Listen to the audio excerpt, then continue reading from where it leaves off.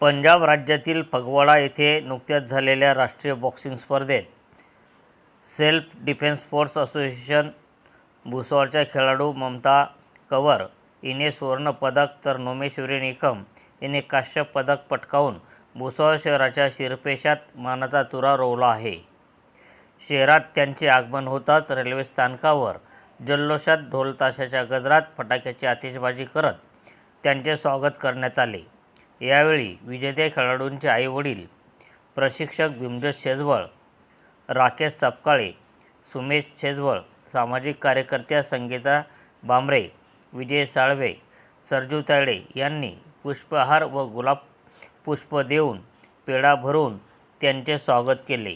यावेळी क्रीडाप्रेमी, मित्रमंडळी, नातेवाईक मोठ्या संख्येने उपस्थित होते. संघर्ष न्यूज माझाकरिता मी सुनील आराक, भुसावळ.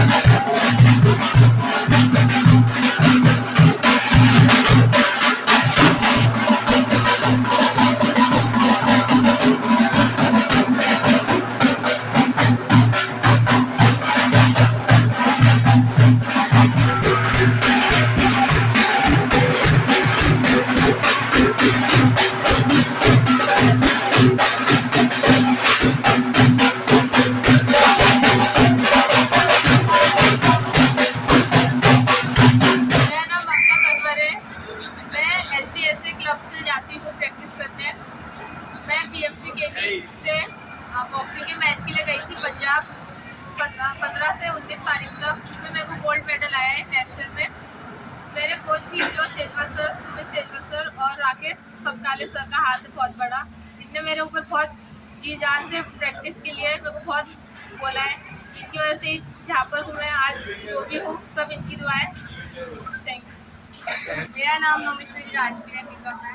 मैं केंद्रीय विद्यालय की स्टूडेंट हूँ और मैं नेशनल सिलेक्टेड मुझे लवली प्रोफेशनल यूनिवर्सिटी में मैच के लिए गई थी, बॉक्सिंग मैच, जहाँ मेडल।